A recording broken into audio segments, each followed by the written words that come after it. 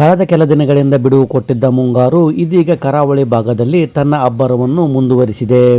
ಹವಾಮಾನ ಇಲಾಖೆ ಇತ್ತೀಚಿನ ವರದಿಯ ಪ್ರಕಾರ ಇಂದು ಕರಾವಳಿಯ ಬಹುತೇಕ ಕಡೆಗಳಲ್ಲಿ ಅತಿ ಭಾರಿ ಮಳೆಯಾಗುವ ಸಾಧ್ಯತೆ ಇದೆ ಅಂತ ಹೇಳಿದೆ.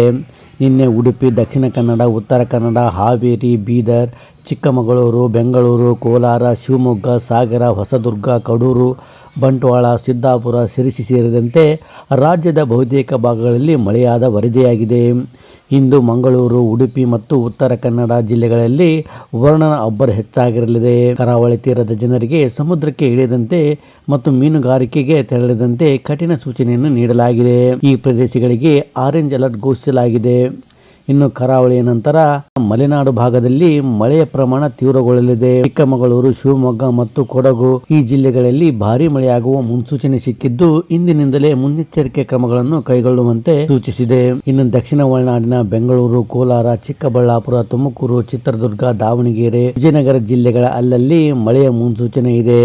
ಇನ್ನು ಮೈಸೂರು, ಚಾಮರಾಜನಗರ, ಮಂಡ್ಯ, ರಾಮನಗರ ಈ ಜಿಲ್ಲೆಗಳಲ್ಲೂ ಕೂಡ ಮೋಡದ ವಾತಾವರಣ ಇದ್ದು ತುಂತುರು ಮಳೆಯಾಗುವ ನಿರೀಕ್ಷೆ ಇದೆ.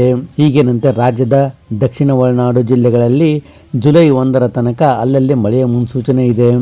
ನಂತರ ಮಳೆ ಕಡಿಮೆಯಾಗುವುದು ಅಂತ ಹೇಳಿದೆ. ಇನ್ನು ಕೊಡಗು, ಹಾಸನ, ಚಿಕ್ಕಮಗಳೂರು ಹಾಗೂ ಶಿವಮೊಗ್ಗ ಜಿಲ್ಲೆಗಳಲ್ಲಿ ಮೋಡ ಹಾಗೂ ಸಾಮಾನ್ಯ ಮಳೆ ಮುನ್ಸೂಚನೆ ಇದೆ.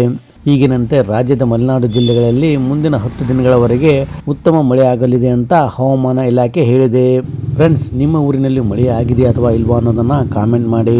ಹೆಚ್ಚಿನ ವಿಡಿಯೋಗಳಿಗಾಗಿ ತಪ್ಪದೆ ನಮ್ಮ ಚಾನಲ್ ಸಬ್ಸ್ಕ್ರೈಬ್ ಮಾಡಿ.